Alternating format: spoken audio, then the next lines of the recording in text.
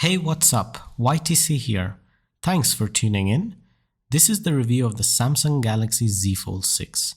I've been rocking this phone daily now for a little over a month, and despite all the mixed emotions going around online with Samsung not being innovative enough, I have to say that Samsung got it right finally. There is definite room for improvement, but for the most part, this phone defines the foldable market finally in terms of both brilliant software and epic hardware design. It seems that the first 5 Z Fold lineups were sort of lab testing and, dare I say it, dummy foldable units in the design department, with the last major hurdle for Samsung being to fix that too narrow outer cover screen. So this time round, after 5 years of trials, it's safe to say that this is an incredibly finished product. So let's dig into it.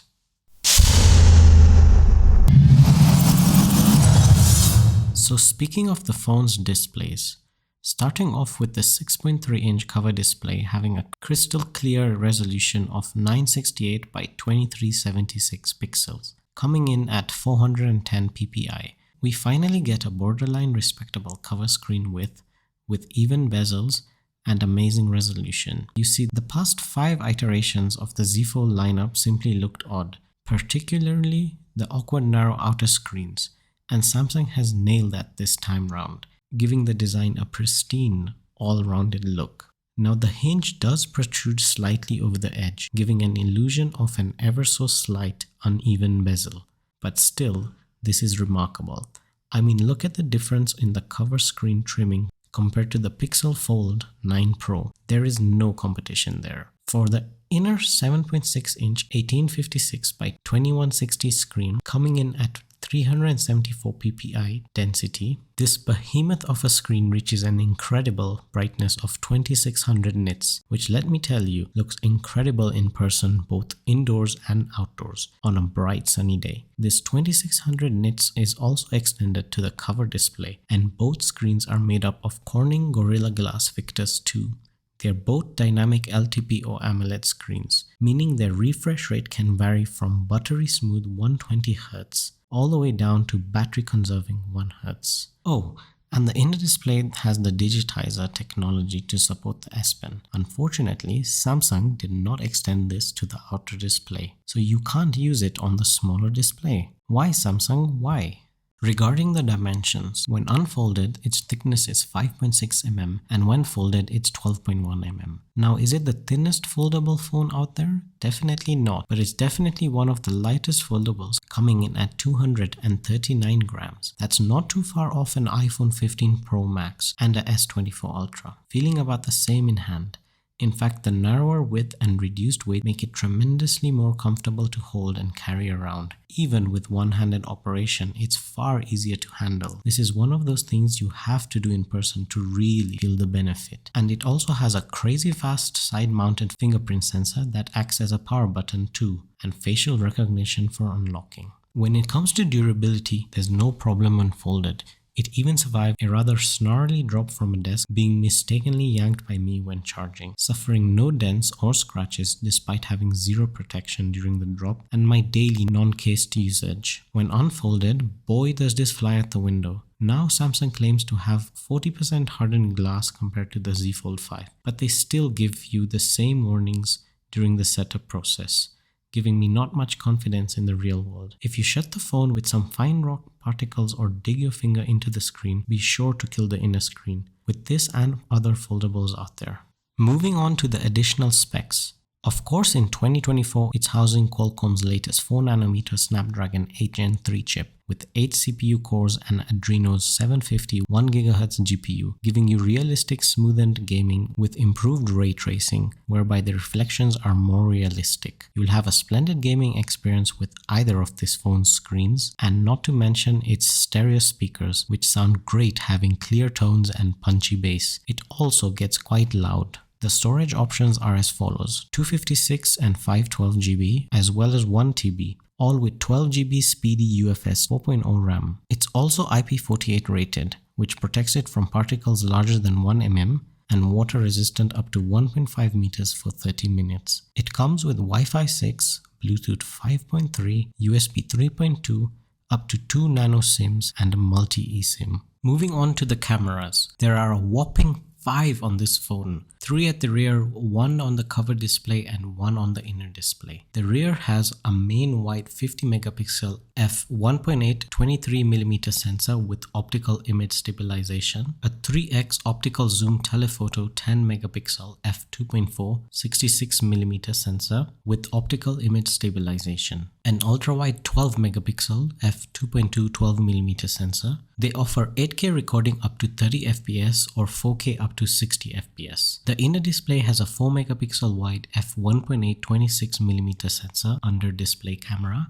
which is really not good for anything. Even on video calls, it just looks like you're using a cheap janky smartphone with a camera from a decade back. However, I must say it's not the end of the world and does the job, giving you the benefit of a fully immersive screen. The cover camera is a 10 megapixel wide f2.2 24mm sensor with up to 4K recording at 60 fps, but it does not have optical image stabilization and instead you're stuck with electronic image stabilization. Now I'd like to take a different approach. Most people out there are complaining that these are the same camera since the Fold 4, in that not much has changed. And whilst this is true, and Samsung really should upgrade in the next foldable phone that they release, for most people out there, these cameras will take great photos and videos. It's only for those upgrading from either the Z Fold 4 or 5 who will not see much difference. However, I am noticing that software is giving the slight edge to the Z Fold 6. So for majority of you out there, you won't be disappointed. Unless 30x zoom is not good enough and you want to zoom in at 100x like the Ultra lineup that Samsung offers. Here are some sample photos and videos. Comment below your thoughts.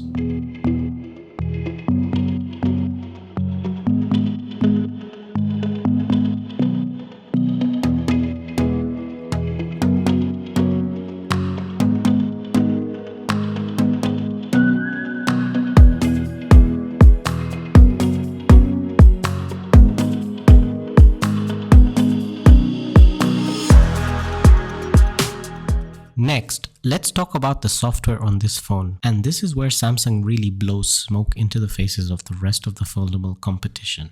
The simple fact that this phone enables entirely separate screen layouts for the cover and inner displays is highly underrated. There's no other folding phone out there offering this today, which quite frankly is shocking. Folding phones have the ability to offer a dual experience, and Samsung delivers this best through its software experience. Furthermore, the inclusion of artificial intelligence takes it to the next level with Galaxy AI. Samsung literally kept a separate settings page just for it. From calls and chat assist, where on device in real time, the phone can translate voice calls, chats, even in third-party apps like WhatsApp, or when traveling to different countries, you can have conversations via the interpreter. There's also transcript assist, which you can transform recordings into text, and browsing assist, which summarizes the contents of a web page along with translations, though keep in mind that this feature only works on Samsung's native internet browser app for now. And if that wasn't enough, Samsung has also made great strides of innovation built right into its Notes app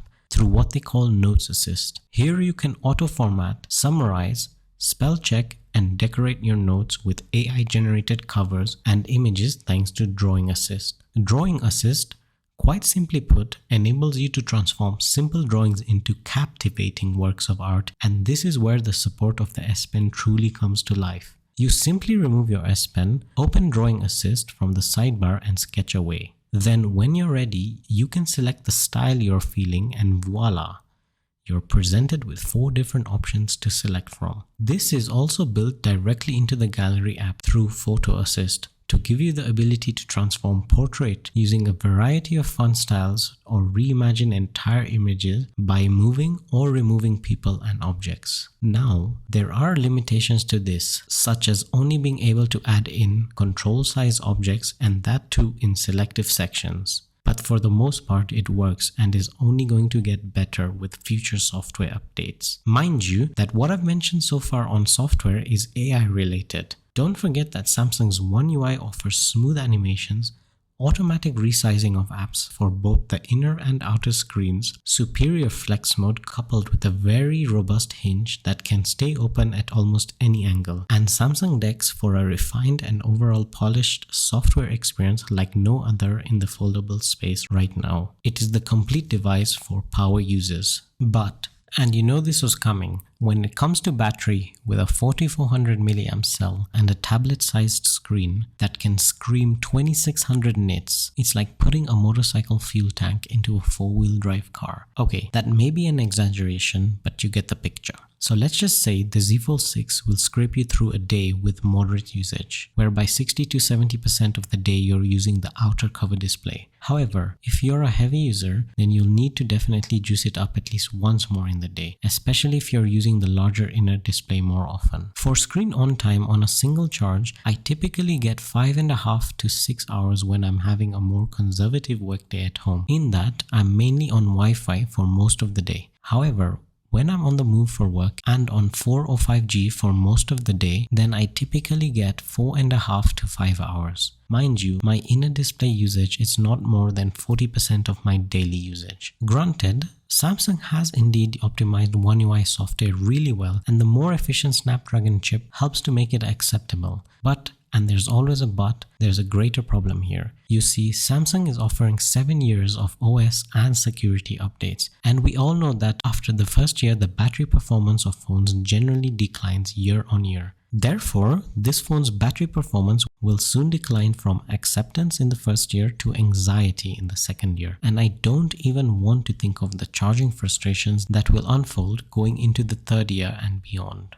I think this would be fine if Samsung offered faster wired charging speeds to enable you to quickly juice up the battery within the day. But come on Samsung, 25 watt wired charging simply doesn't cut it, taking about 1.5 hours to fully charge. And like most Samsung flagships, it's got 15 watt wireless charging and 5 watts reverse wireless charging. Most people buying a foldable phone are power users, so either a larger battery is essential or faster wired charging. Not having either is unacceptable from Samsung in 2024. Considering they want this phone to run for 7 years. So I'm gonna end it with this. You know, typically the big question with foldables is, are they worth it? Samsung has come a long way with its foldables, launching the first one just shy of 6 years back in 2019. The design was simply awful back then with the confused outer cover screen sizes, and relative to each iteration that followed, only minor improvements were made along the way. However, after these minor improvements, today it is safe to say that this is a refined product that I can finally recommend to those who want an overall package that hybridizes the need for both a phone and a makeshift laptop for the first time. You won't be disappointed other than your bank account giving you a jolt. But that aside, ignore the minor iterative updates of the past and focus on today's relativeness to the traditional slab phone.